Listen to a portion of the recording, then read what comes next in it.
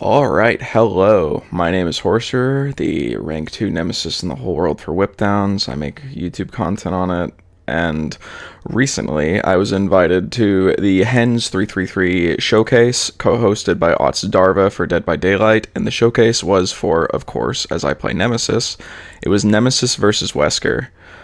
Basically, the idea was that these two were same franchise, same type of deal, but Wesker's always been more powerful than Nemesis, but with Nemesis recently getting buffed and Wesker getting nerfed, Hens decided this was the best time to actually have a showcase for it. So I'm going to be showing you guys my games. We're going to have like a little itinerary here for what the video is going to entail. If you want to skip over bits, if you just want to hear my commentary, if you want to hear the Hens and Otz commentary, it's going to be here time-stamped. So let's get right into it. We're going to have Hens and Otz explain what the showcase is all about, and then we will get right into the games. Thanks. Do you mind if I just explain like how we made it here? And obviously we'll be talking about it throughout the day, but... Yeah, go for it. You can explain. Basically, what you're going to see today is 12 matches in total, 6 rounds, 2 killers each time, each representing the Nemesis Nation and the Wesker Collective. Now, these are the two Resident Evil characters, the Resident Evil killers, and on release, I think it's fair to say they almost couldn't be further apart from each other. Nemesis was a pretty average, very inconsistent killer that was not very easy to get good results with. Meanwhile, at his best, Wesker was a top-tier killer with a very oppressive kit, and yeah, like insane chase potential, right? But now things are a little bit different. Wesker has received some possibly deserved nerfs, and Nemesis has, I don't know, I think he's gotten buffed in a way that very few other killers have in DBD history.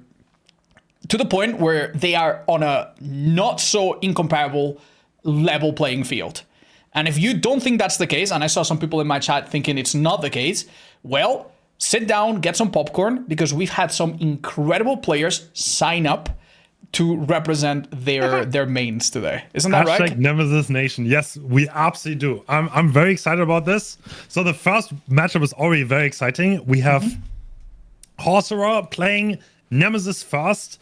He's kind of like the knowledge king of Nemesis. And on the other side, on the Wesker side, we have Alranican, which knows everything about Wesker in and out. If you have any questions, these are the two people to hit up. Yeah. So it's like, I'm very excited that both of them said yes, because it's like they're very similar in that regard.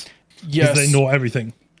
Yeah, Horceror is the zombie whisperer. Alranican is literally like an insane technical player that just like he does the most insane like hook techs and all of these things that are different with different FPS that you could try for like 100 attempts and not even pull them off once.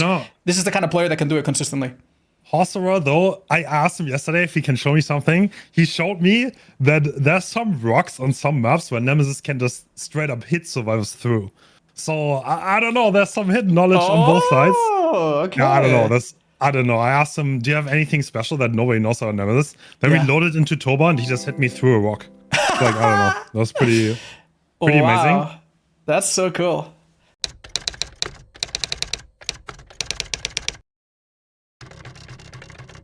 I think Nemesis is gonna have a hard time here and he needs to see how he can counter that. Okay, gotcha. We have everything ready, the usual offerings to make sure everything is static. I'm assuming you're turning on the volume right now? Yeah, it's on already. Okay. Let me know if Good it's luck, too quiet. Thank you. Yeah, it's me playing, guys. It's me playing. I'm playing under my desk. Yeah. It's my ult. All right. I'm so excited. Ooh. Okay, match 1 of Nemesis versus Wesker showcase. And we have an interesting shaman type build with lots of hexes, and we spawn right by the middle. Hence, what is our killer looking forward to here? What's his early game plan? Oh, actually, instantly finding the spawns. So he spawned in the middle, and he's already on ace.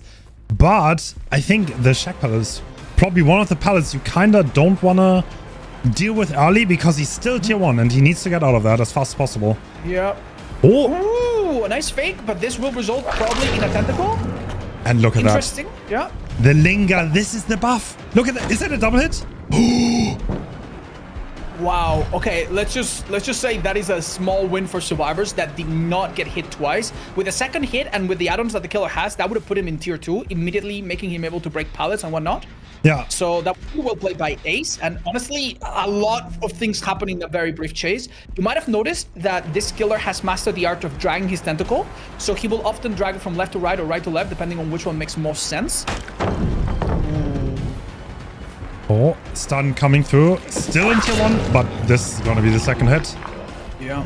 So at this point, pallets can be broken. Oh, he was to the right though. He didn't see it. There was insane pathing by Hayden. He went to the right.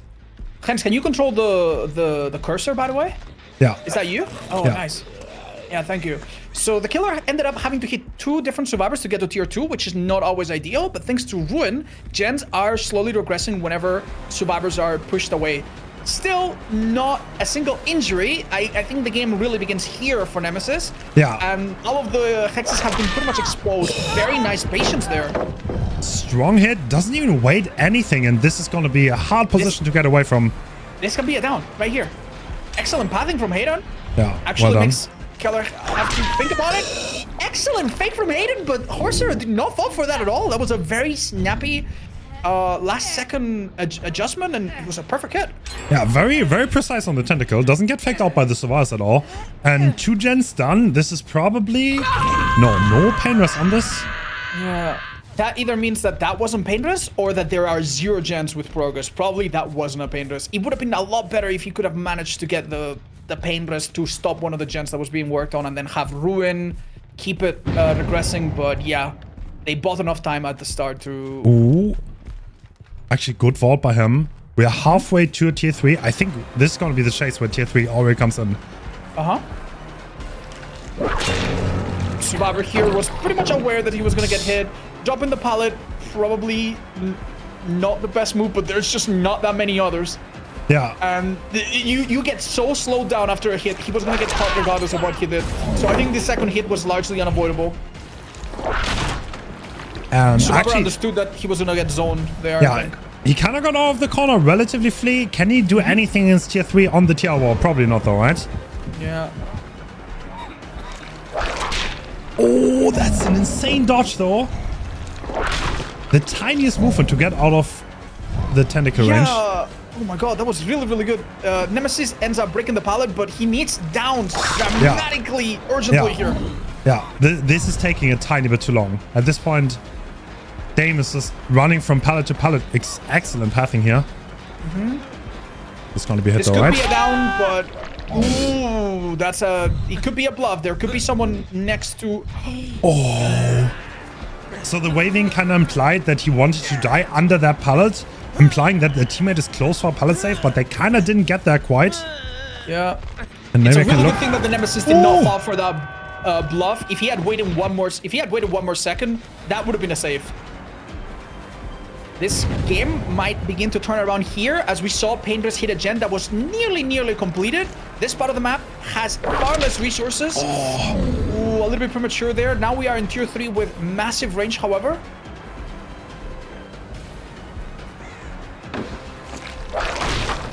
Oh, great crouch. The pallet was higher than the survivor, which meant that actually a pallet gets destroyed. The survivor does not get injured, and he is getting away from that still. I think the survivors reset incredibly well. It's going to be so hard to get much pressure going here. Yeah, those were some precious seconds spent on finesse, and nothing was gotten out of it. Not a single hit, not a single infection, not a down for Paintless. Ruin's still up. And I think that the survivors here are probably intending to not deal with the totem so that they don't have to deal with Pentimento. Yeah, at this point, it has to be said, there was almost no value for the entirety of the build. Yeah. Ruin did nothing. Pain was one tiny bit of a reduction, but that gen is finished now.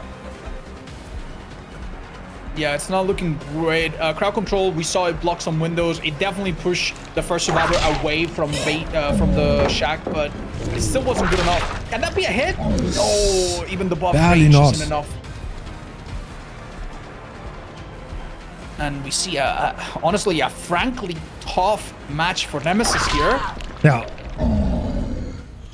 And not necessarily because of any any major long chases from the survivors. Just good teamwork, good splitting up, and a few chases that were too long. It really was surprising considering how quickly we found our first survivor. Yeah. And maybe something to take away from this is that even though you find a survivor early, maybe you should not commit to them if they are check. Because that flashbang play was unbelievably game-changing there. Yeah, actually, that changed so much because he was in such a good position. If he gets that down right there, then he's setting himself up for a great game. But this Survivors did that excellently. Made it as hard as possible. Oh my god. Was that really the 10 seconds of being on hook, or was some borrow time involved there? That was crazy. They might actually... try to look for an angle, but I think this is now anything... I'm pretty sure horceror hit them to deny second one, if I'm not mistaken. Yeah, second one was ticking. But that's going to be fought with 3 hook status total. Dominant performance by the survivors.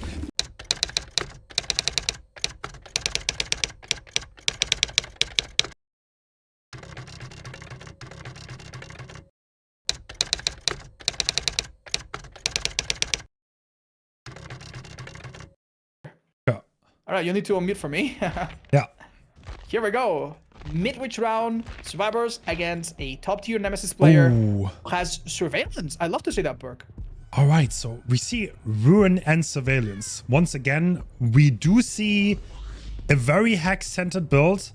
This time, only 3 instead of 4. Oh, that's an early chase, though. Yeah, and also information from that gen that turns white, meaning someone was on that, but let go. Very nasty first hit. Not much distance. Licker tongue coming in hot. Yeah, and this next hit is already going to put our friend in tier 2, if I remember correctly. Looking up to avoid a flashbang, which has been really strong. Ooh, nice crouch. As Hens pointed out, the tentacle goes from up to down, so it hit the little desk before hitting the survivor. Excellent play from the ace, who had to risk it all. And he's definitely going down. Wait, he left, no? He didn't realize, yes. I mean, it is a good thing to get rid of that pallet, but he probably thought the poor ace was still stuck there. Now, this might be a pallet drop. Ooh, he's already tier 2. Yeah, it is an early pallet drop, yeah. That is not much distance at all. Look at that. No, this is a god pallet. No.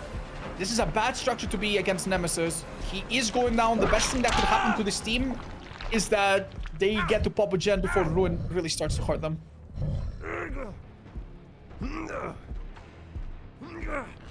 Ooh, we have a really nasty scenario which happened earlier where one of the hexes is right next to the hook. Meaning that if the killer plays a little bit territorial, it's going to be hard to get that on hook. It's going to be hard to get this gen done. Another gen that was started is also a little bit too close to the action, and that hex is probably impossible to cleanse. Ooh. That's a good chase right next to the hook. Yeah. This Stride needs to be very careful. He might get 2-tapped here. No, he dodges. Risky choice. Was it a better idea to simply injure him there?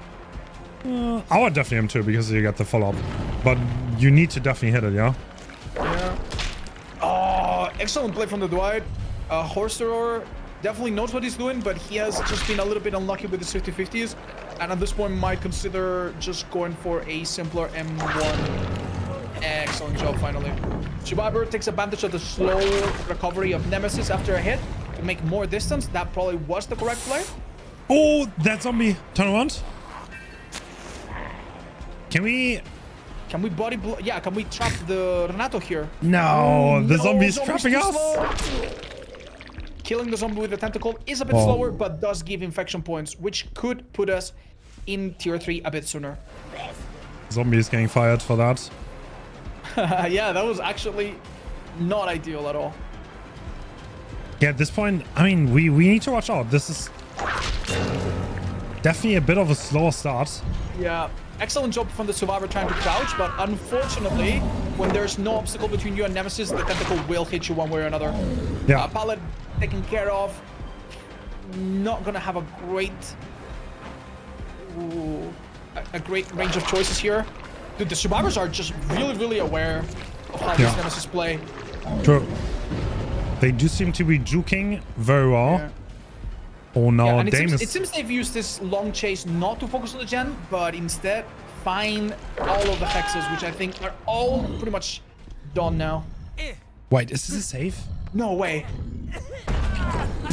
Okay, they get the hit for it though. But obviously you really want to get someone on that hook. This is an interesting tile. I think that's a new one. Nemesis is possibly the best killer in the game at dealing with breakable walls. True. So obviously even that doesn't help too much here. Bro got stuck on a trash can, unlucky. But yeah, at this point we're looking at 2 unique hooks on 2 different people.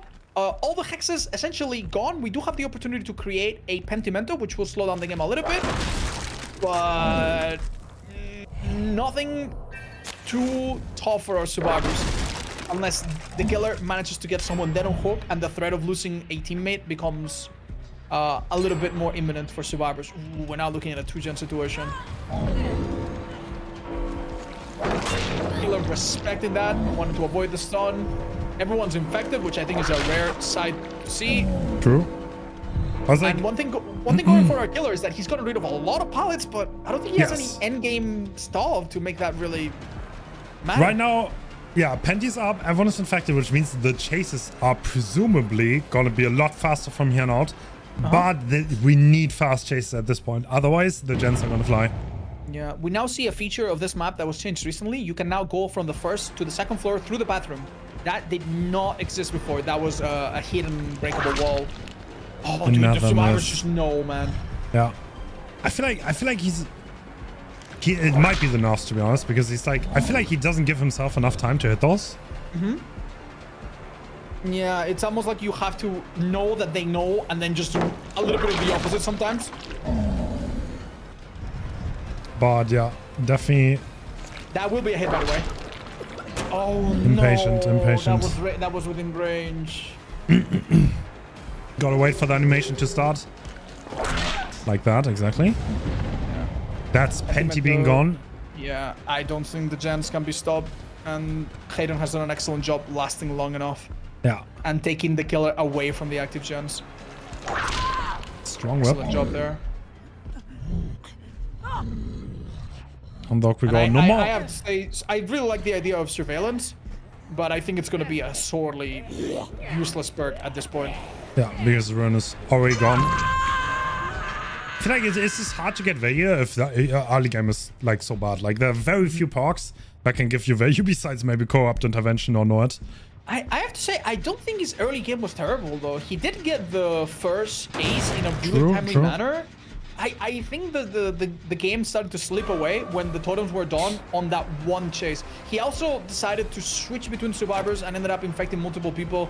So even though it hurts to recognize it, I think just pressuring one survivor, which is what Wesker did in the previous round, seemed to be the better play.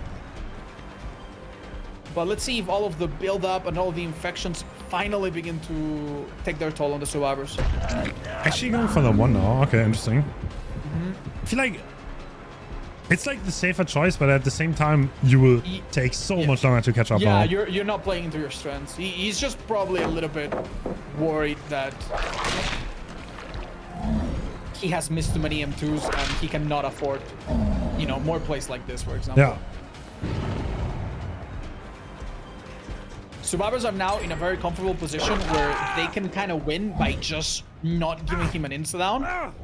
Even if there's no pallets left, they are their hook stages and their health states are not bad enough that they have to super worry about anything. We see Hayden healing passively with second wind. Yeah, very strong park. And I don't think, can they still interrupt the gen? He will interrupt this one, I think. Ooh, no!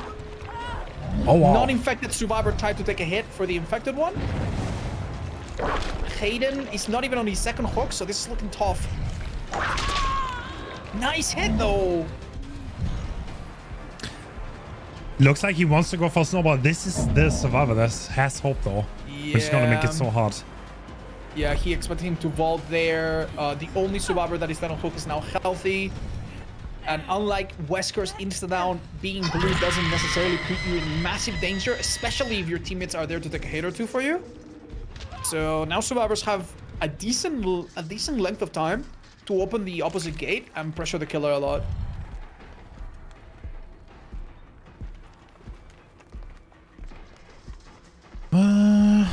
Let's see what this was. That Anhog is actually coming through, and they're just gonna run around, right? I don't think you can possibly stop this. Yeah, they're gonna... it's looking really difficult.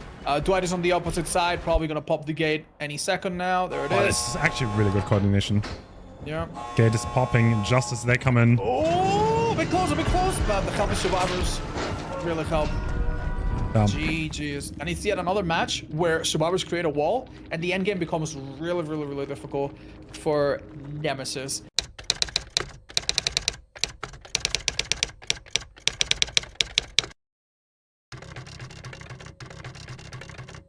Alrighty, hey, I hope you have enjoyed watching the Hens and Aughts versions with their commentary over my gameplay, of course. If you didn't watch that section, I'm not going to spoil anything for it yet. I'm just going to elaborate on what I'm going to do in this section.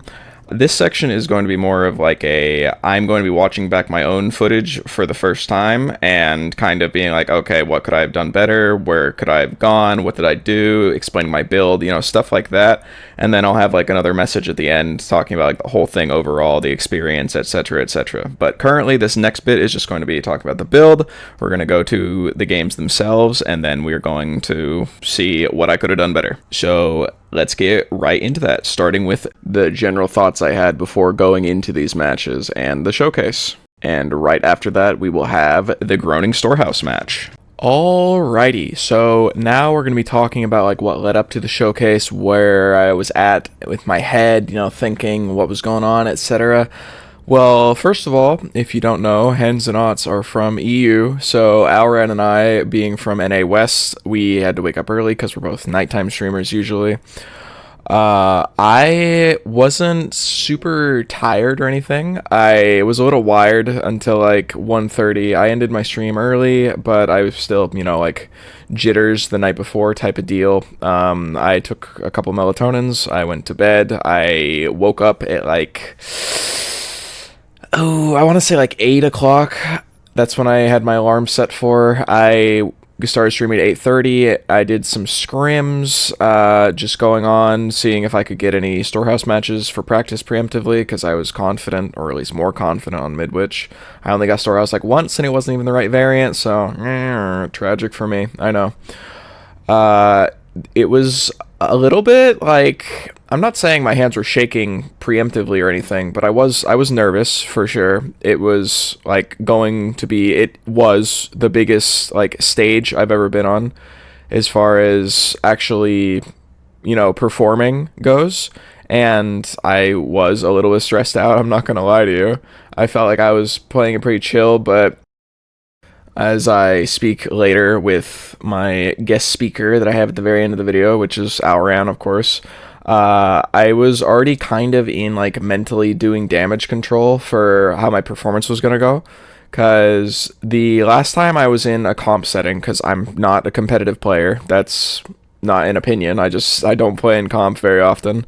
The last time I was in a comp setting was for a charity tourney against a bunch of streamers, like not competitive teams, and I had happened to run into Momo 7th by chance, and they were wondering why I was bringing map offerings. I was like, oh, I'm scrimming, that's why I went. And he's like, oh, do you want me to get the team together? And like, of course, at this time, I don't know who Momo 7th is, but he is like a super juicer, has like an amazing comp team. He pulled together the lads, and then like I got to play against him 5 games on Cold Tower. And one of these 5 games, I think it was like the second or third, I had the worst game I've ever had. And, it's a little bit of a blow to the ego when you get, 0 hooks, 4 out, considering like I haven't had a game like that. So it was very humbling for me. But, he helped me put my build together, strategies, what to do, stuff like that. We ended up doing all right in the charity tourney. I think we got knocked out like round 2, maybe? But, nothing too crazy. And that, like, was kind of in the back of my head of, like, okay, as long as I don't embarrass myself to the point of, like, getting 0 downs, I will be happy with this. So I wasn't really going in with the mindset of, like, oh, yeah, I'm gonna 12 hook at 5 gens. I didn't have, like, the belief in myself, I guess. So I just kind of did, like, all right in the situation. And a lot of the build, too, was to deal with the map specifically, because Groaning Storehouse is pretty bad map. You know, this isn't really going to be like argued, I think. But most of the games I've played on Groaning Storehouse in public matches, of course, was always going to be a survivor abusing main window. And like main window happens every time. You got to go to main. Everyone's going to main. So I brought crowd control to deal with that. I brought Ruin just because I was getting some good zombie value in the scrims against like my friends that, you know, play some occasional survivor. Penti for the 2 totems because why not? Penti's really strong. And with crowd control in the actual scrim itself, it didn't really get any value because they never went to main. So there were like a lot of surprises in this game before the games even really started, I guess. Because I was going in with like, yeah, this is going to be a fantastic time, and I'm going to get lots of crowd control value. They're going to have to cleanse my totems. It's going to get Penti. And then, as we saw earlier, there wasn't really any like value from the build during the Groaning Storehouse game. And yeah, it was a little disappointing, I'm not gonna lie. I think I got like a little bit of ruin value, and I got 1 pain res of 4 just because of Scourge Hook spawns. It was pretty tough. But yeah, going in, I was already stressed, and it just kind of ate away at me, I guess. Because the more like mistakes you make in a setting like that with so many peepers and eyeballs on you, just they add up really fast. And I wasn't thinking about that specifically when I went in, but oh man, like when I started missing whips, oh boy, I was really thinking about it. And of course, all the survivors in the game are like, I know for a fact that Hayden was an ex-comp player and a few other just really good survivors instead of, you know, normal public match Timmy 2-taps. So I was nervous, of course. Like, you play Swifts every once in a while, but never like one that's like a 40,000 type hour Swift. I don't know their exact hours, but like, whoo man, they played like it. They were a well-oiled machine going in. That's pretty much all I was thinking about as far as the pregame goes. I just, you know, I woke up early, I had a build, and I was ready to go for it. And just a little precursor, I'm going to be, like, talking about what I did wrong in each situation, like, analytically, not, like, just bullying myself. So, alright, Groaning Storehouse, here we go. Oof, alrighty. Well, I spawned back here, so let's see. Let's see. Yeah, that'd be a shack, that makes sense. Alrighty, so right here I'm choosing to chase Ace at shack. I already think this is kind of a bad play, I'm not gonna lie to you, but I'm feeling the pressure of like the showcase type deal. And I have crowd control on, which I am a big fan of. It's a very strong perk as far as like blocking windows goes. So my thought process here is I can just, you know, I can either block the window, I can get the pallet for free, something that'll help me later. Gotcha.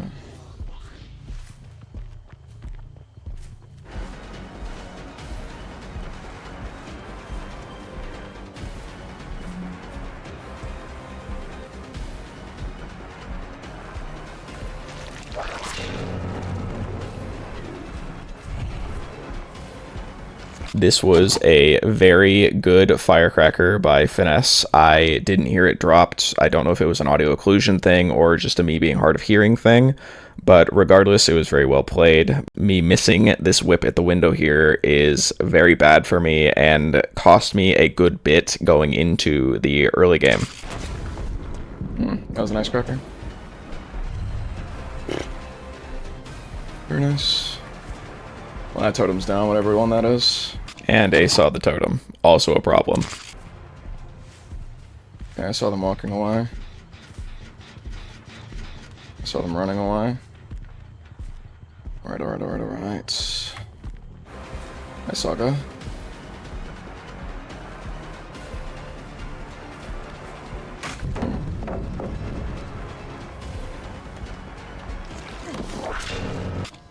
Okay, so this is a good play by Saga, dropping the pallet on my head when I wasn't expecting it. However, this is a very unsafe pallet for her going this way. As you can see, I got a hit over it. Now, what I don't know here is that she has Lithe, and the reason she went back over this pallet, even tanking me getting tier 2, is to get away from me. That's the other totem too. I'm blind, oops. That may have been Lithe. Just White walking away. But off did not work in my favor. And right here, I went for a mind game that would not work on her. You're coughing. Alright. Zombie's defending my totem, excellent. You don't do it twice, yeah, that's fair.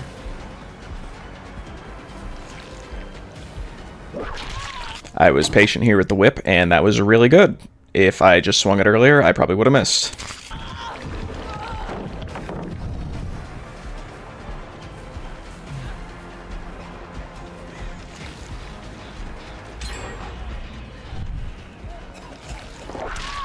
Going the way that Saga did, if she tried to vault the window, I would have hit her for free while she was locked in animation, and if she tried to fake to the left, I could just throw it to her left and then whip drag it right. So Saga was kind of dead to rights here.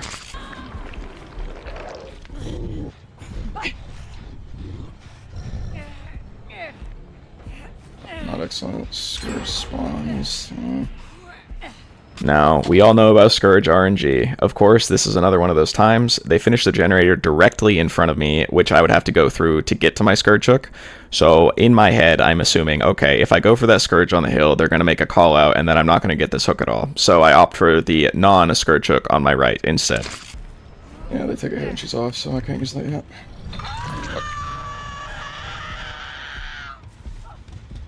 Unfortunate, but it is what it is. Okay. Hello, Hanatu.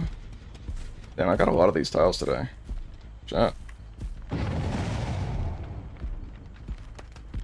All things considered, I think this was a pretty good vault. Okay, got him.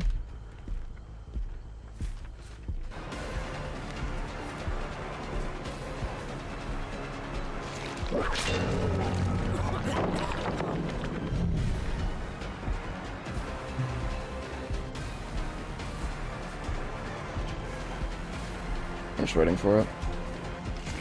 Now, the reason I waited for him to get to the pallet instead of just doing it like out in the open is because these are really, really good survivors, and I knew that if I went for a hit out in the open, they would just dodge to either side. I don't have the most fantastic reaction time, so I would probably miss, and then they would get to the pallet for free and not even be injured. So I waited.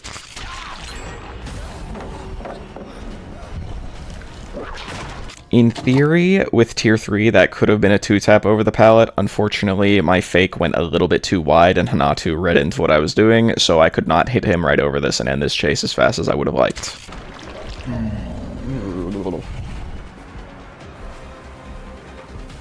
Okay, that's blocked.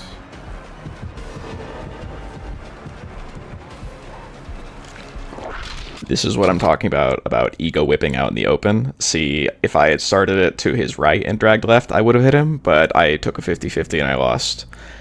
This is kind of where the pressure starts mounting when I only have 1 hook and 3 generators have already been done. Oof, nice dodge. Very nice dodge. I think I may have been overestimating their actually cleansing totems. That is right, though. I knew that was going to happen. I'm fumbling.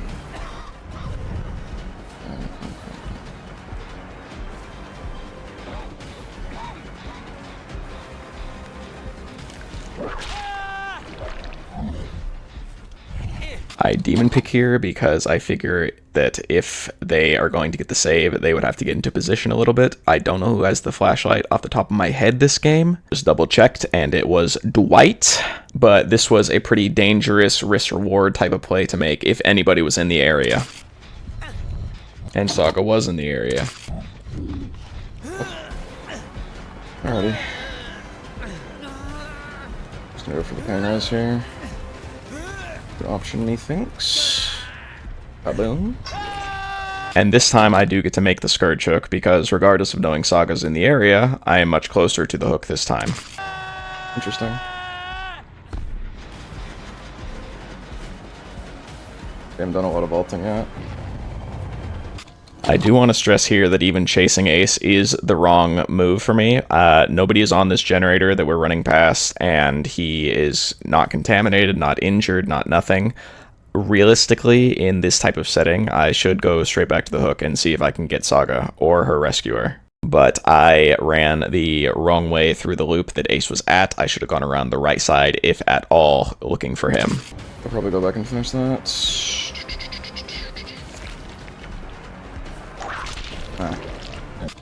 Again, pressure mounting type of situation. Every single time I missed a whip, I could feel myself, like, it felt bad, you know? Like, every single time I would miss a whip, I would be like, okay, now I'm going to miss the next one, and it would just keep compounding interest type of deal. Realistically, I shouldn't even be in this corner chasing Ace. I should be after Saga right now, or whoever unhooked her. Putting both this window. Smart.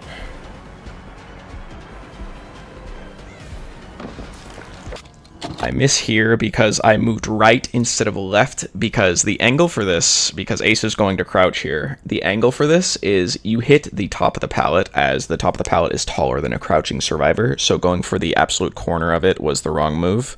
If I wanted to get this hit, I would have had to aim over the low side of the pallet towards Ace instead of over the high side.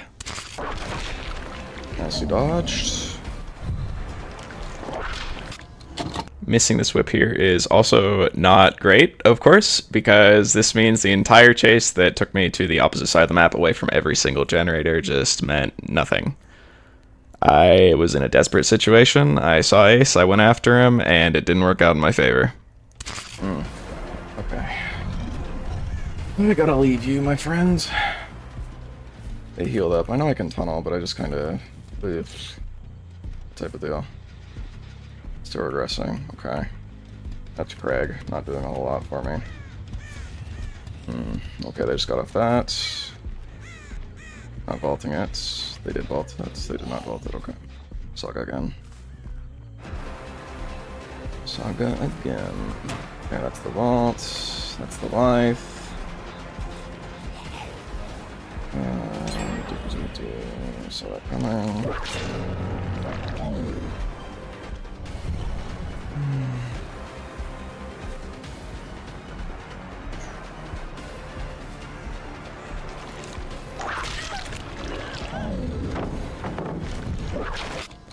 I want to say maybe this could have been a hit. Of course, it would be like depending on like how good the hitboxes were, latency type of stuff, things like that. I have no idea. It would have been really nice to get here, but it didn't work out in my favor. Regardless, it's nice that the pallet broke, so small victories, I guess. A little too far away, unfortunately. Once he didn't happen, that's fine.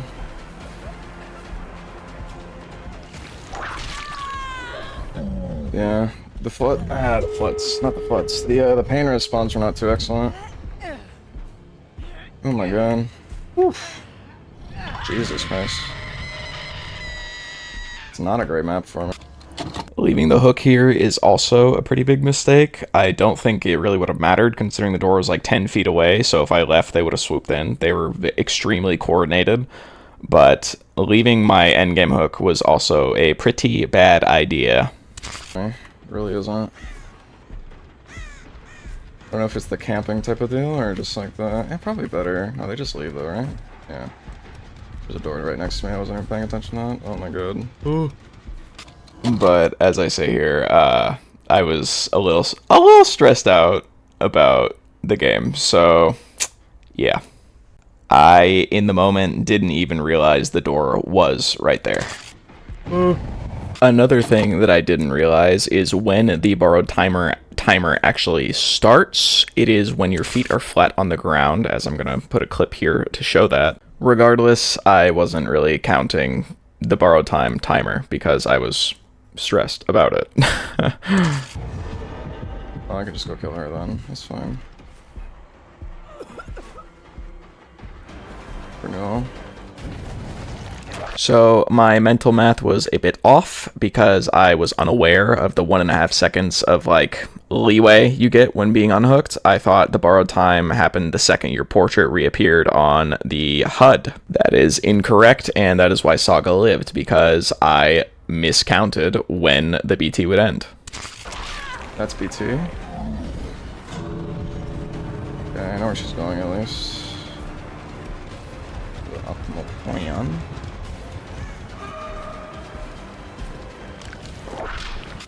Also, right here, my whip just gets eaten by nothing, so I don't really know what caused that to happen in particular. Hello? My whip? Oh! Yeah, this is not working. Alright, GG. Well, I had a plan, and they just never went to main, so that's well played, I guess. Oh, fuck. Ugh. 07, goodbye. Ugh. Jesus Christ. Ooh-wee. Oof. So now in the after section, I'm going to talk about my build, what I was running, what my plans were as far as before the game started. I had been scrimming Storehouse pretty much exclusively the day beforehand, and I felt like I was, pretty prepared. I did pretty alright in the scrims. So the build was Crowd Control, Ruin, Pain Res, and Pentimento. The first perk I'd like to talk about is going to be Hex Crowd Control. Now, I brought this perk specifically because I needed something to deal with main building. Main building on Groaning Storehouse is abysmal. The windows you can play there are extremely strong, and I went into this thinking, oh, well, they're going to use main building, so I need something to deal with that. So I brought Crowd Control along, as I had initially tried Bamboozle, but I wasn't finding a lot of success with it as much, because I still had to do the vaulting part, and that didn't really work out for me. Unfortunately, as you saw from watching that game, nobody went main the entire game, and they did the generator in main very first. So that was just kind of a dead perk slot. I don't really feel like I got value from it at all. Secondly, I brought Hex Ruin.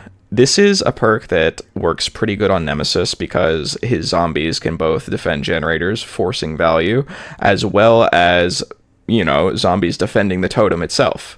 It's a perk that Nemesis probably uses like almost one of the best, so I wanted to showcase something that would like really play to his strengths.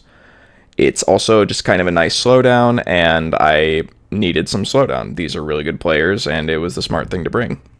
Now, I bring Pentimento just because if you've been anywhere that discusses anything about perks, you will know that Pentimento is seen as pretty freaking strong. And again, these are really, really strong players, so I figured, well, I'm already bringing a Hex build, so I might as well slot Pentimento in there anyway. Now, last game, they ended up not cleansing my totems at all, so this was legitimately a dead perk slot. It had zero use, it got no value, and both of my hexes stayed up the entire game, and it didn't really matter. Lastly, I used Scourge Hook Pain Resonance. This is, again, kind of a painful perk to talk about because if you know anything about Pain Resonance and Scourge Hooks in general, you'll know that they are very RNG based, and depending on their placements are whether you're going to get value or not that entire game. Now, I had 2 different people hooked that game. Saga just got hooked twice. It could have been thrice, but we already talked about the borrowed time thing.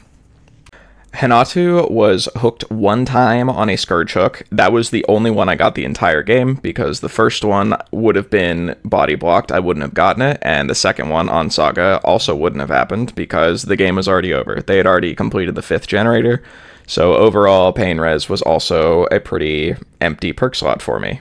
The build itself was, I will admit, pretty risky, and the risk I took happened, and it didn't really pay off in my favor. Everyone in the lobby was extremely good at looping, and I lost. The biggest surprise to me, honestly, for Groaning Storehouse is that nobody was running main. Like, I understand that I am basically a public match player. Like, that is, inexperience in comp, etc. Every single match I've played on Groaning Storehouse, I groan about it because survivors will run main and they use the main window, not the one by the breakable wall especially, but the other one. And every single time I get that, I feel like, wow, I can't really do anything about this unless I have something to block the window. And this team just never used the window at all. So my perk that I brought for that, Crowd Control, was essentially nullified on the spot, and it was a big surprise to experience. Now, as for Ruin, it did okay, I suppose. My zombies occasionally did push them off. I did rewatch the Hens and Ostarva VOD and see that, wow, my zombies did a little bit of work. But that was not enough work for it to be worth the perk slot, and it was very unfortunate. Now, as for Penti, we already talked about that, completely useless because they didn't cleanse hexes at all. I thought that Ruin and Crowd Control would be threatening enough as a duo to think that they needed to cleanse them, but no, they just powered through them and were completely fine without it. Pain Resonance, I admit RNG screwed me a little bit, but also I had 3 downs the entire game, so I won't say that's entirely RNG's fault. Just I got 15% off of a generator with it, and then they completed the same generator like 30 seconds later. So not really a whole lot of value from my build. Hayden, the Saga player, did say that Liquor Tongue got value and they were really feeling it, so that does at least make me feel better about that add-on choice. Now, Marvin's Blood did get me tier 3 earlier than I would have without it. However, it would have been really, really nice if the Firecracker didn't, like, screw up my getting tier 2. So I chose a very unfortunate first chase of the game in a very unfortunate location, and they did really, really well against me. So now we are going to go on to the Midwich match, and what can we talk about there? Let's go find out. I don't know why I'm checking offerings. What the fuck do I expect? Gulp. Feeling more comfortable upstairs. That's where I would go. Surveil my love. My beautiful, my Pookie bear.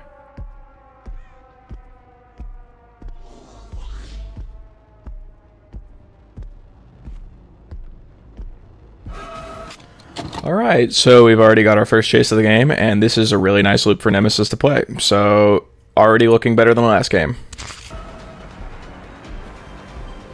Oh, they went the complete opposite way.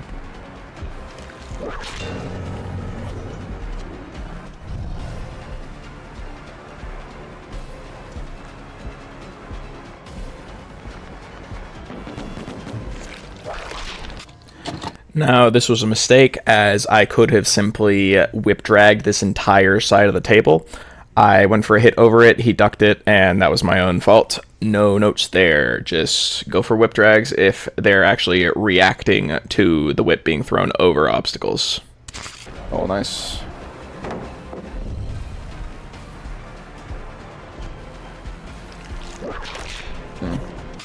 Now, this is a similar notion here. What I usually do is I want tier 2 in my first 2 hits of the game, now that I use Marvin's Blood. What I should have done here is just take the free M1 and then accept that I don't have tier 2 yet. That would have been the smart option here, and then he would be injured, and I would have options on how to down him, instead of just, like, you need to do this now. So, I should have taken the easy M1 instead of going for the M2 and missing.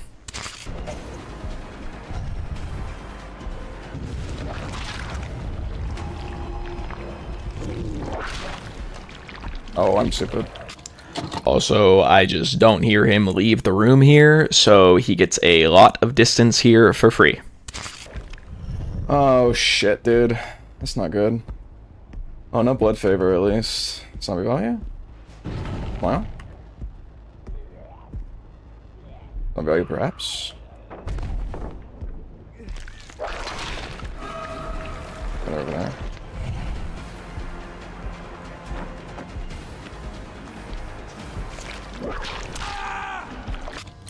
Aside from the giving him a lot of distance for free because I didn't hear where he went, I just wanted to highlight this whip drag because I was pretty proud of it. That felt really good to get a hit on. Nice.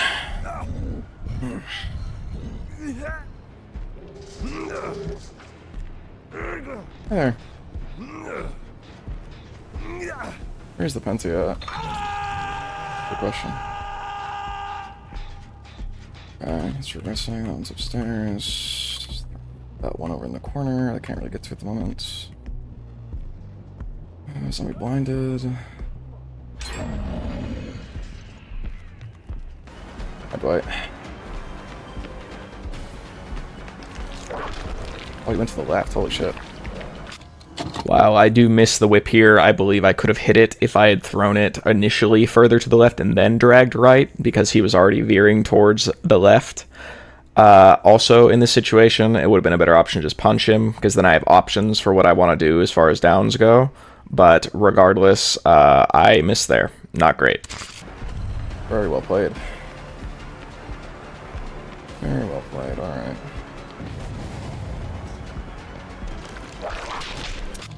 Similar to how I didn't throw my whip initially left enough, I should have started this one right further and then dragged it left, again, like into the pallet. I'm going for a lot of hits to try and hit them directly on the head, but when you face good survivors and you're doing this, and they know you're doing this, that is like the main proponent of it, you miss a lot because they're very wiggly. So I'm going for a lot of hits that aren't guaranteed because like I'm trying to show off, I guess. And I can just drop the ego and like punch him, you know? So I'm missing in that regard, and it's my own fault.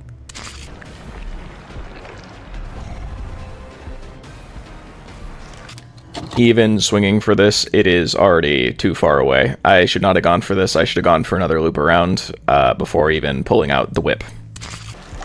Oh, dude, I'm fucking panicking.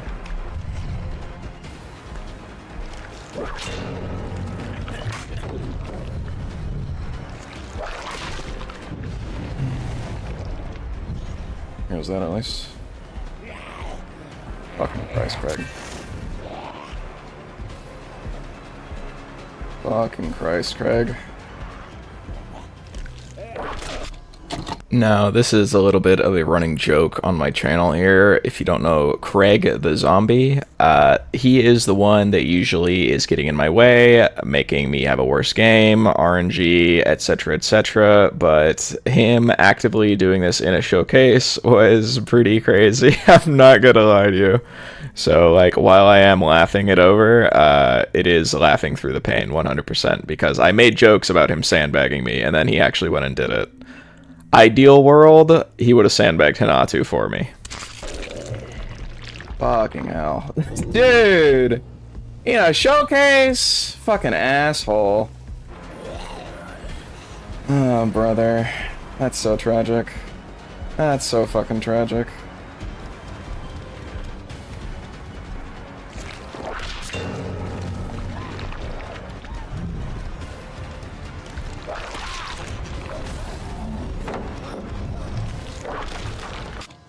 I just want to point out that Hanatu played this loop really well. After dropping the pallet, most survivors do just double back there, and he faked the double back, then left the loop, because, again, they know what I'm up to, and therefore they were able to counter it in the moment, instead of just getting two-tapped there. Well played, didn't fall for it.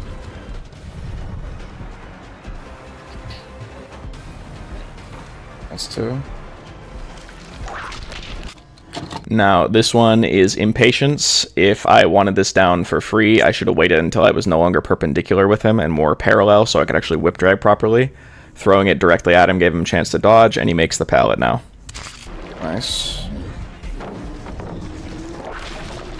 Can't hit over that chair though. Gross Penty again.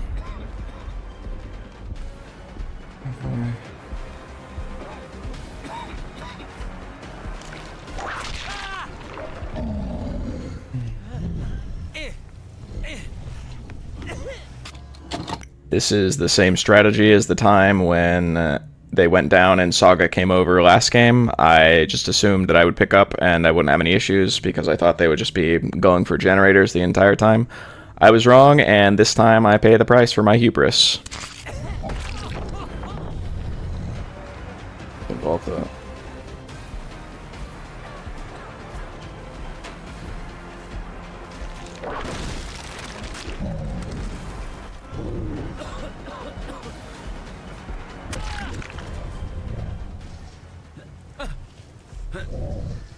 I don't think he's here.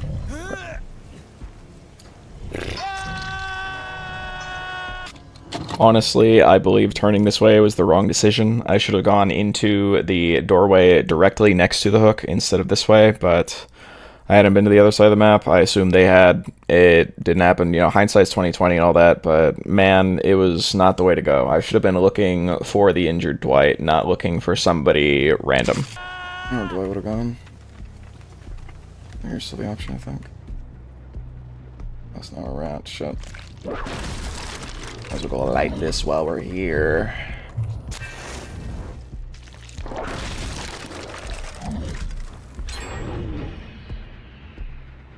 I seen a pop in my face. Yeah.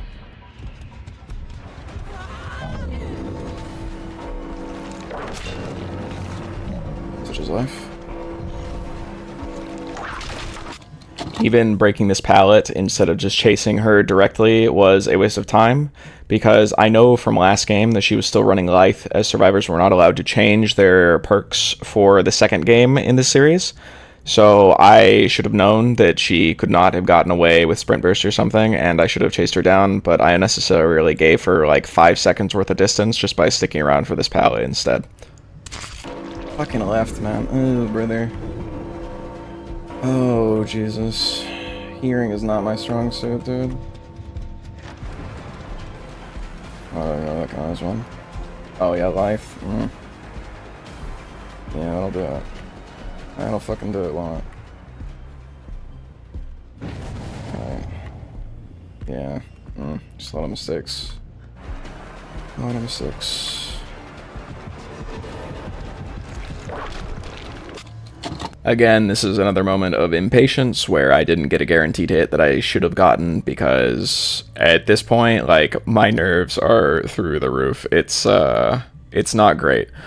I should have waited like another second, moved over a little bit further to the left, and then thrown it, where I could actually whip drag the entire rest of the classroom instead of missing like I did. Bumper drop? Bumper drop? Okay.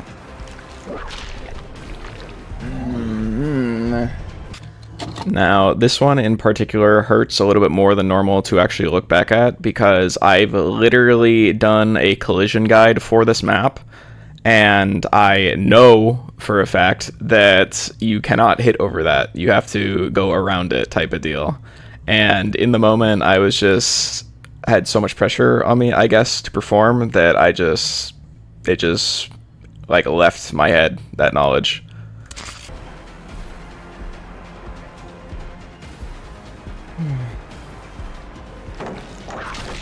Fair enough.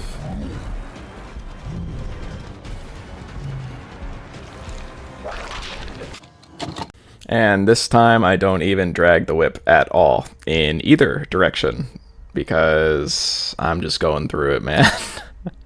I'm just going through it. At this point, I could have just M2 faked and then just punched her for free, and that probably would have worked out for me. I didn't end up doing it, though. God, man.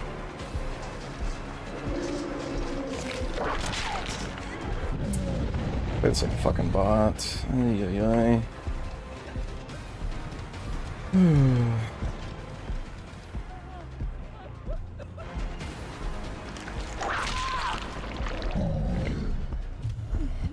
Thanks for getting Oxaw. Could be worse.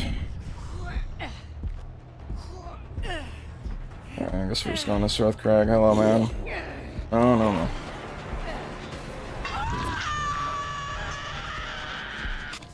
Also, just an in general type of deal, probably should have kicked that generator, because at this point, surveillance is the only perk I have left, so might as well have hoped that the zombies would do something. Not that they really do, but regardless, that is the choice I should have made there. Sprint burst, okay. Probably kick worthy, I just didn't think about it. Silly me. Yeah. Oh, zombie value. Eat his ass. No, I'm not getting his ass. Tragic. Window. You don't have life, though. What really matters here, I suppose.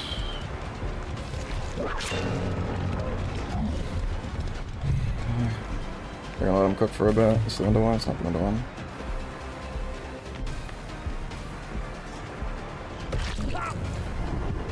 Window one, vaccine taken, okay. Not fumbling the ears this time.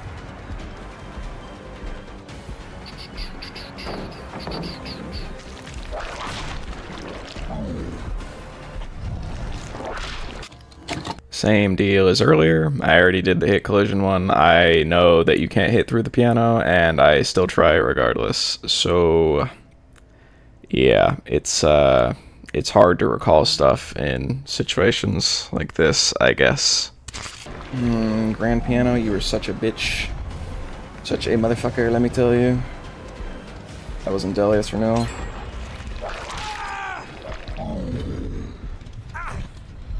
Oh. Alright. I think they have a gen on Nemesis. I don't know which one though. Ruin being lost was not the schmove. They're all downstairs now. Or at least.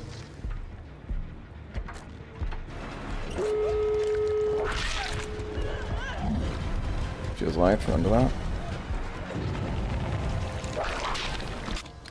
This was another impatience thing. If I just waited or actually whip dragged it in a spot that I thought would just hit for free regardless, it did not hit for free.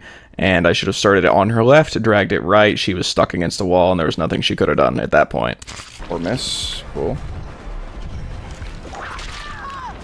Nice.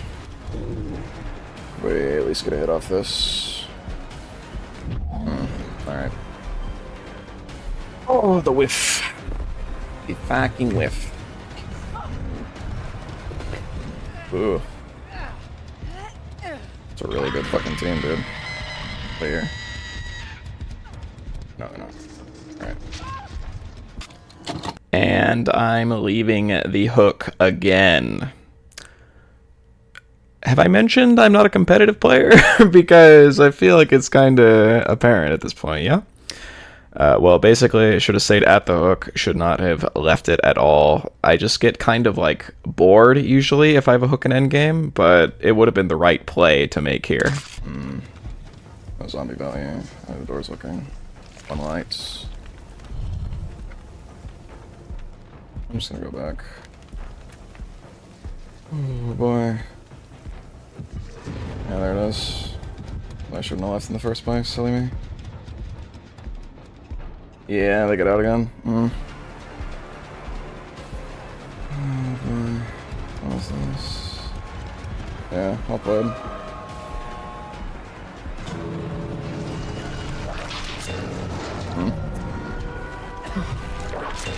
Fuck.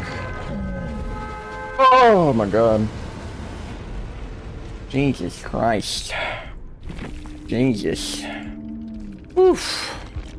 Alrighty, now we're going to be yapping about Game 2. How did Game 2 go? Well, I mean, it went a little better, of course, as you could tell, just strictly off of hook count. However, Midwich I was just more confident on in general, albeit I didn't get a lot of, like, build value here, because we talk about this more with Alran later, but the survivors had just dealt with a similar build where Alran was also running hexes and they were getting a lot of value in from that. So they got my hexes really early. They had just like seen hex spawns, so like they would at least kind of have it in the back of their mind where they were. I didn't get blood favor value at all, but as far as why I ran the build I ran, admittedly I changed crowd control for blood favor at the last second after seeing Alran cook with it, of course. But Surveillance Ruin is something that I don't personally run, but as it was a showcase type of deal, I had decided to use it for the Midwich match because zombies are really oppressive on indoor maps, especially Midwich is one of their best. And I wanted to bring a couple of perks that would synergize really well with the zombies because that's a unique to Nemesis thing. And I wanted to show like, oh, hey, here's something specific Nemesis can do. Because if you don't know, Surveillance is a perk that increases the range that you can hear, like the range that you can hear a generator being worked on from. And then with Ruin, it would go white if they weren't on it and yellow if they were still on it. But this also applies to the zombies because it increases your hearing range by 8 meters, and zombies usually only hear up to 6, so more than doubling zombie hearing range is pretty big for the Nemesis. I didn't get a lot of value from it because my Ruin got cleansed relatively early as far as things go, but in theory it was a decent perk, I think. But as far as like the actual playing goes, Midwich is one of the maps that I have done a Whipped into Shape showcase on, and that's just like a series where I talk about hitboxes and where you can hit over on maps and all the collision, etc., etc. The pressure got to me after game one. I'm not going to lie to you, and I'd never really like reviewed my own video type of deal when I was learning where I could hit over. And a lot of things that I could hit over, I didn't go for because survivors crouched a lot, which, you know, the counterplay, of course. And I was impatient with my whips. I missed a lot where I shouldn't have, and then I would just go for hits when if I waited like half a second longer, it would have been impossible for me to miss. And then I missed, and then I would keep doing the same thing over and over because pressure got to me. But a good bit of Midwich is not hit overable, and there are a couple of spots that I covered. You saw it in the section you just watched. But I knew for a fact that I couldn't hit over them, and I was stressed about it, and I still went for the hit anyway, because, you know, my brain wasn't functioning, and the knowledge, like, flew out of my head at the time. Like, the grand piano in the music room, especially, is, like, the most egregious example that I can give, really, because that's, like, a unique, like, landmark. But the little fleshy blob thing, that was in the room that you can't hit over the blobs, and there's, like... Midwich is a tough map to remember specifically all the time without, you know, going back over and over and over and over, because there's a lot of little blobs that look pretty much identical, and sometimes you just can't hit over some for no reason. Really, really wonky hitboxes type of deal. But regardless, the survivors played extremely well. I still didn't really tunnel, because, again, I talk about this a bit, where it's kind of hard to shut off my brain from like the public games mindset. But it was a really strong game played by, you know, Finesse Hayden and everyone, and I did the best I could in the moment. But we'll talk more about like the actual feelings of the showcase and, you know, what it's like being under that much scrutiny and that many eyes. I brought Alranican in for this because initially this section was kind of like me just being mean to myself and like, you know, kicking myself while I'm down. And I showed it to a friend, and they're like, this is kind of depressing, like you're being, you know, hard on yourself, because a lot of people would not have done even that well in that situation. And yeah, I don't disagree. So I'm going to bring in Alranican, we're going to talk about it, and then that'll be the end. So we did a little bit of yapping, and that's what's coming up. Thanks for listening to my Game 2 thoughts, and here we go. I don't know, do you want to, like, introduce yourself first? I'm sure people will know you, but... I mean, I am Alranican. I was the Wesker in the showcase, playing the same set as you. Whoa, that's so Like crazy, I Albert feel... Wesker. Yeah. Yes. I love Albert Wesker. Albert Wesker. He's my Kind of a little surprise section for the end of the video, I suppose. What are your general thoughts on the showcase? How do you feel? I mean, the showcase was great. It was a very well set up. I appreciate all the work put in by Hens and Otts and everybody involved. It was very fun to be a part of it. Yeah, I was just a little bit. I was fangirling just a little bit when Ott said like my name. I was like, oh my god, he knows me! Wow. Yeah. Like just a little. I promise. I was very normal about it. It's pretty unreal. I mean, he's the face of DPD, you know. Yeah, it was a really nice opportunity for like just in general. Honestly, I'm glad to have been invited. Yeah. I am also glad to have been invited. It was a great experience as far as that goes. Probably, not even probably, like, it is the biggest thing I've been a part of so far. So, I would say the same. yeah, Sure. it's really... That's what I love about the showcase in general. Cool seeing people play these killers that are, you know, can tend to be less popular. Like Artist Showcase, I think they did a while back. I love seeing good artist players, and they're so rare. Searching out for those players and finding them, letting them show what they're capable of, it's really cool. I think Nemesis and Wesker are sort of similar but different in that sense. Like, Wesker is a very, very popular killer, and I would say Nemesis is more niche, for sure. Nemi has, like, a bit more of the niche aspect. Wesker does have a very high skill ceiling. Like, I'd say Nemesis has some techs and like some things you can learn, but I would agree 100%. Like there's less to do because it's like what? Whip drag, zombie info, dropping people on a zombie, and then like that's kind of it. Like learning collision, sure. Like I, self promo, I do a series on that, but there's not like I don't even know some of the shit you do with Wesker. Like you use your frame rate. Like that is witchcraft to me. Wesker is an interesting killer to showcase because of that. But Nemi, it's the same thing as I said earlier. Like he's a much less popular killer. It's cool to see people who've dedicated themselves to mastering him play him. It was really cool watching like different players play Nemesis. Personally, I don't watch a lot of Dead by Daylight content, and if I do watch it, like it's not gonna be of Nemesis stuff, just because like I get my fill, Like I don't really go looking for it. Like I'll get the occasional Twitter clip that's like, "Oh, did you know you can hit through both windows of Garden of Joy?" And it's like, what are you talking about? And then I find that out, and I use it in my next game on that map, and they're like, "Wow, that's crazy! Look at that." But like I don't go looking for Nemesis content, so like the game directly after our set, I think it was Shua game 1 on what, right? Yeah, Rancid, yeah. Yeah, and like that was a crazy match. Their zombies are just like paid actors. Like it was genuinely crazy. Like they're just camping the basement live during that match. It's crazy how much RNG can affect how good zombies are. I felt like watching that match, it felt like they were somehow ordering the zombies around because they were so useful. Like I was thinking the whole time, do they know something that I don't? Are they like somehow messing with their pathing? But that's I mean, they did like kill their zombies to respawn them, which is, like very like surface level Nemesis stuff, but it's literally just luck that both of them decided to show up to the shack. Like I don't think Nemesis should necessarily get like the ability to order his zombies around, because that would teeter very, very quickly into like the oppressive category. It would be nice just if they were slightly better, I guess. You want to know what I would do? Delete them? Let him throw a pebble. Oh, let him throw a pebble. Yeah. Still a noise notification. I mean, it wouldn't literally be a pebble, but I mean, if you see Attack on Titan, like the female Titan yelling is pretty, like that would be great. That would fit. Just to have Nemesis do a roar, and then here come the zombies. And like zombies just insta dying if they got stuck in place for too long. That's like one of my major wish list items. I don't know why that isn't a thing. Come to think of it, I feel like that would be pretty easy to implement. Okay, enough about the Nemesis. So these survivors, they're real good. They are really good. They are really good.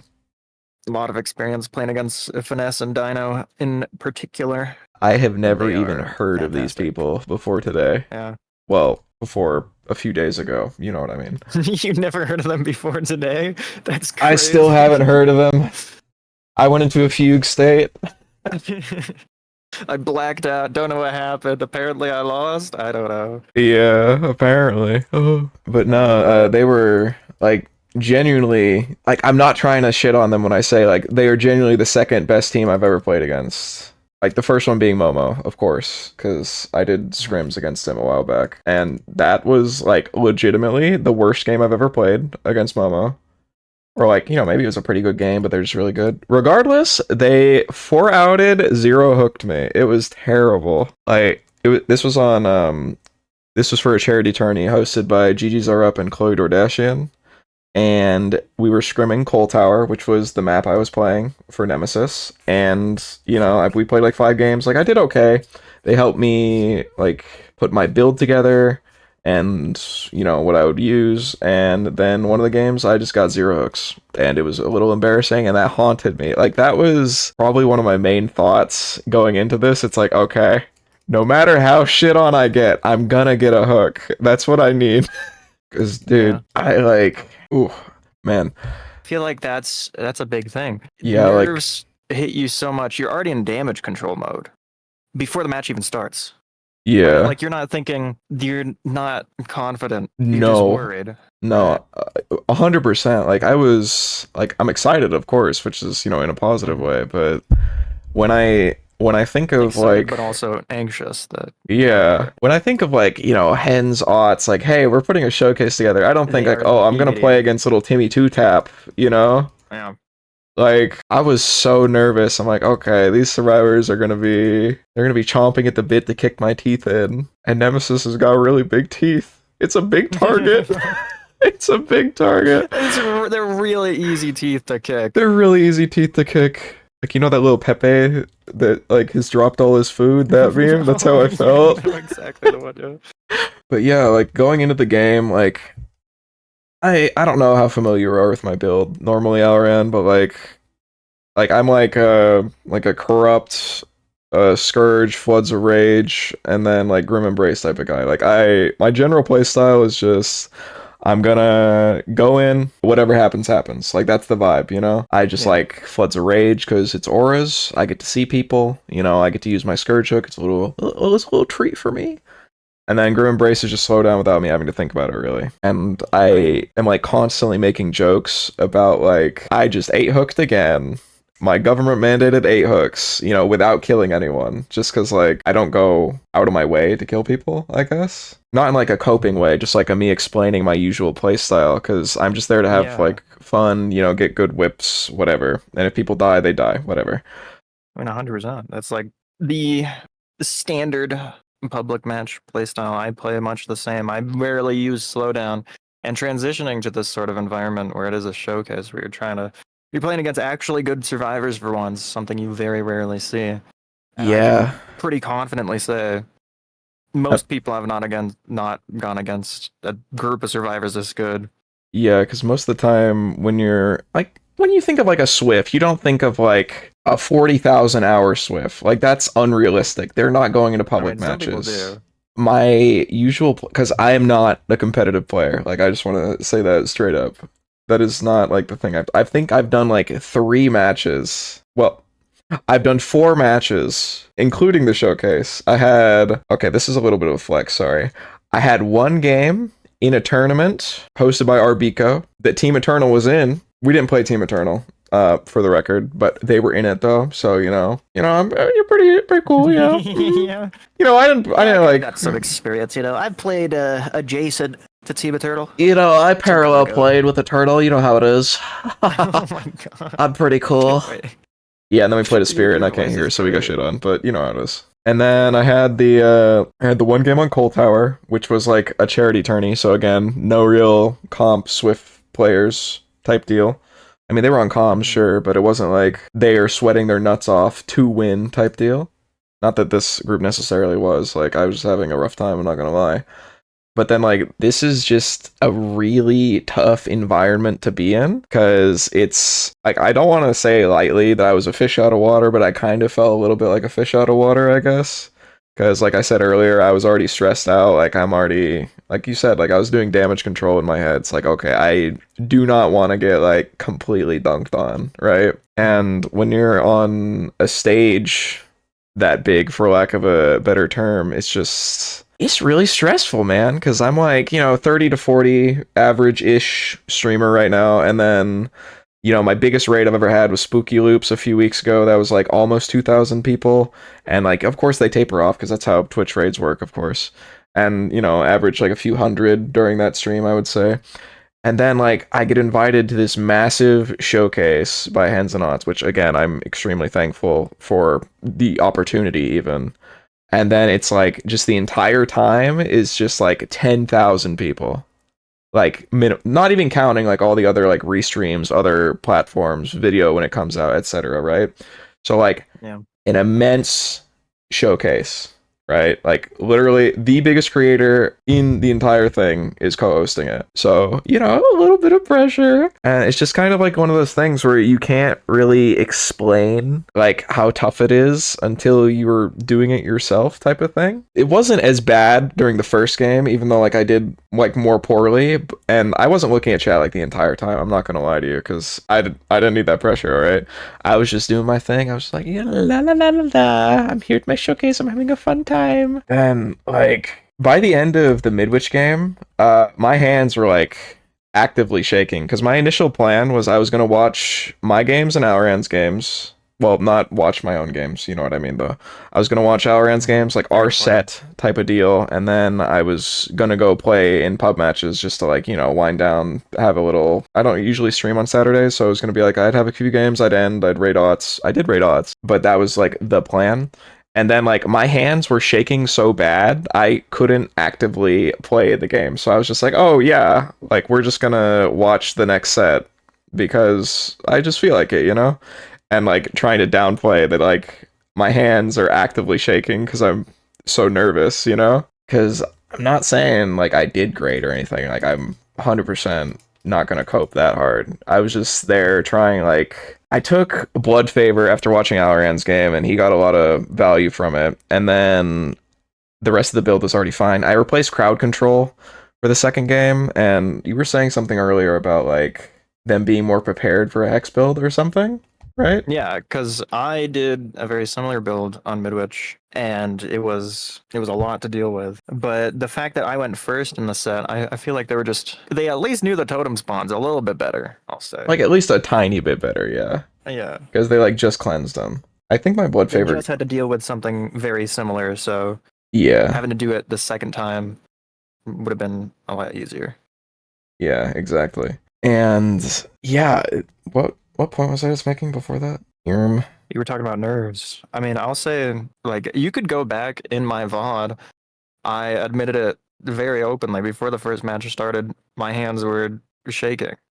I was extremely nervous. One thing I will say, live streaming, for me, it helped a lot because I could look at my chat and it was nothing but well wishes because it's my community, you know? I love and appreciate all of them. Even with that, there's so much pressure, not really coming from any sort of outward source. It's mostly coming from yourself, the expectations you put on yourself. Yeah, exactly. And this was in our DMs. We were talking about, like, having an ego. And, like, I don't care if I'm, like, not the best Nemesis player out there, right? But, like, everyone has an ego. Sorry, this is me quoting Alranican. Everyone has an ego to some point, whether you like it or not. It's not really something you can turn off. And, like, yeah, I think I'm, like, a good Nemesis player, right? Like, that's fair to say. Like, there's always going to be someone better. I kind of just faltered under pressure, I'm going to be honest. It was really tough. And, like, I had my chat turned off for, like, the same reason. Like, even though everyone was, like, wishing me well and saying I did well, etc., etc., etc., because, like, you know, that's my community. But I had it off for the opposite reason, because, like, I, like, 100% was being my own biggest critic. I mean, even this section, this is like a replacement for, like, I had a previous 10-minute section at the end of the video where I was just kind of, like, shitting on myself and, like, kicking myself while I was down. And, like, you know, thankfully, people told me, like, hey, this is kind of depressing, actually. Have you tried maybe looking at this in a better light? Like, they didn't say it like that, of course. Like, they were very kind, and I listened to it and I'm like, yeah, you're kind of right. I'm not really being nice to myself. So I, invited Alran, and here we are now. Biggest audience of my life, biggest showcase of my life, biggest creator in the sphere inviting me, like, hundreds of times larger than me, like, is crazy, It's tough, man, because, like, I wanted to do really well, but I just, like, when you have that many eyeballs looking at you, if you make a mistake, that's like a chip. You feel like that's everything. Like, that's like a chip, like right? Your legacy. And then if you get that chip and you make another mistake, you get another chip, and every, like, chip is bigger on, like, how you're feeling, right? So every single mistake compounds. You're gonna get, like, more nervous, more whatever, and then, like, you will do worse with every mistake. And the worse you do, the more mistakes you make, and then it's just like a vicious cycle of compounding interest. And that was kind of like, oh, It's horrifying. It's the mental stack. It's just the pressure building up. And it's easy to sit back and say, like, oh, I would have done better. What? I 4K 5 all of my matches and high MMR. But it's... I mean, high MMR is also a joke, but Yeah. It's impossible to actually know how difficult it is until you've experienced it. And seeing all of that, it's so easy to be really harsh on yourself. And I'm glad you're trying not to be. No, I definitely was being. I just needed like kind of the wake up call, I guess. And apparently there were like people saying, "Oh, I could have done better," like in a couple of chats, and like I really appreciate us for saying this, but he was like straight up, just like I don't remember the exact phrasing, but he was just like, "Don't be a dick, dude." He's like, "Don't be a fucking dick. What the hell?" And like, I remember seeing that. I remember him saying it. I don't remember seeing the comment that prompted it, but they were there apparently, and it wasn't like Yeah, a it was during the Rancid Abattoir game. I remember that. Okay, I do really appreciate that. Like, it's just being kind type of deal. Of course, Hens and Knots are amazing. I was really glad that they said something about that. This isn't my first time doing something sort of public in a large event like this. You said you were in the tofu scrims, right? I was in tofu scrims once. I mean, a couple times, but the first time. Oh boy, the first time was so horrible. Like, if you want to talk about your hands shaking, you could see that shit in the footage. All right, it was that bad. Like on you looking around with your mouse. Mm-hmm. Oh wow. Okay. I was like, oh yeah.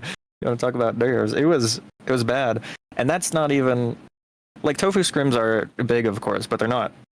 Starva and Hens, one of the, like two of the biggest streamers doing a showcase, you know, that'll later get turned into a YouTube video with like 1 million views. Oh, bro, yeah, I'm like I'm nervous about it. I'm not gonna lie.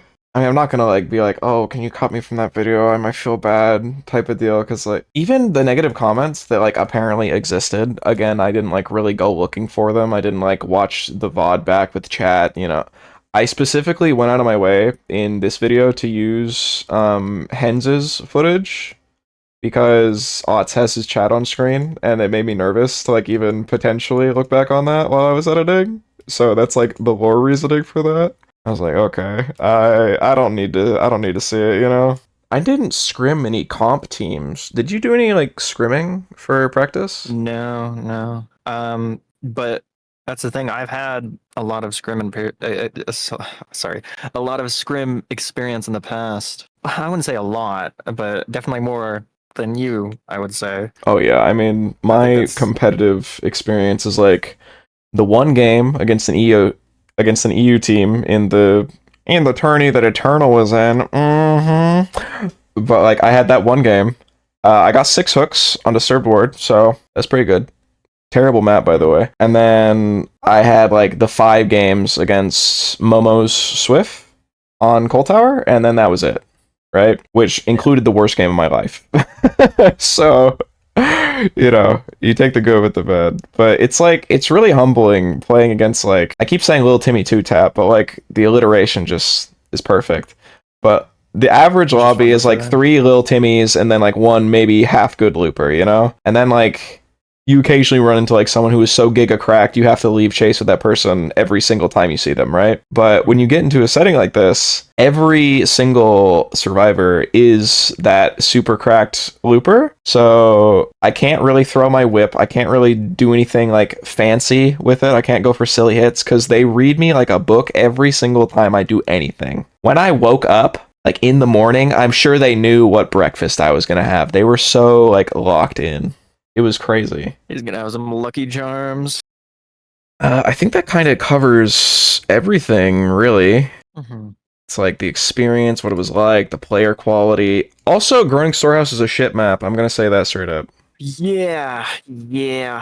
It's not like if good. I had to choose anything, I mean, maybe like I really hate. Oh yeah, the build, and I brought crowd control specifically for Groaning Storehouse because main building is terrible. And then they didn't go main the entire game. So, okay. You know? It was tough. It was tough, I'm not gonna lie. As far as getting build value went, oh my god, I did not get a lot of build value. And also just like playstyle things in general. I did a lot of stuff that was like suboptimal. Just because like that's what I usually do. I just like, okay, I'll go chase you into this dead zone where nothing is because, you know, it's fun and I see you and then I don't have to go look for anyone. And I didn't like no flack for it, of course. Like I didn't proxy it in tunnel, which I probably should have in a competitive state, obviously. Like, yeah, no shit, like hindsight. But I didn't do any of that because I don't usually do any of that. I mean, I'll tell you, like, as a Wesker player, 99.9 repeating percent of the time, I am throwing matches for clips. Every single match I play. Yeah, I feel like normal public matches are so much more based in mechanics. It's sort of hard. Mechanics are just so much more important in those matches than The macro play. You never really have to think about it because as long as you're ending chases in under 30 seconds, you're just sort of winning. But Yeah. it's not really an option anymore. When I every guess it single goes through survivor layers. knows how to loop, yeah. So it's kind of tough to, like, I don't know, like, train for that, I guess, if you don't have, like, just a comp team on speed dial, which I didn't. I would like to, you know, but Yeah, if anybody's listening, you know. do you have a comp team and want to scrim against me? Well, sure, sometime, why not? Could be cool. But yeah, anyway, that's kind of, and well, that's pretty much every base covered for everything that we, you know, could have done. Well, that's pretty much everything covered. That's You were pretty doing a much little bit of that. everything that we talked about and Yeah, everything that's that like everything. affected it. And yeah, God, this was such a fun event, guys. Thank you for inviting me. yeah, thank you for showing up. I think you definitely increased the quality at the end rather than me just like, because I cannot like express this enough. Like I was just shitting on myself for like 10 minutes or something at the end. Yeah. Like that was it. And I was like, oh yeah, sorry. Okay.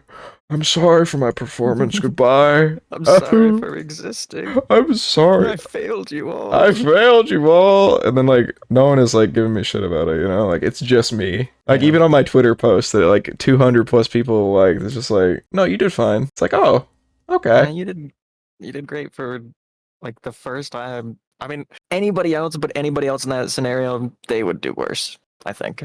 But yeah, thank you for coming on here and yapping with me for a while. Of course. Yeah. Goodbye, Alran. Goodbye. Anyway, that's pretty much the entirety of the Hens and Aughts showcase. I appreciate you all for, you know, sticking around and watching my video. I'm horceror. I play Nemesis. I make Nemesis content. Stream on Twitch 4 days a week. Thank you for being here. I hope you have a lovely evening, and bye-bye.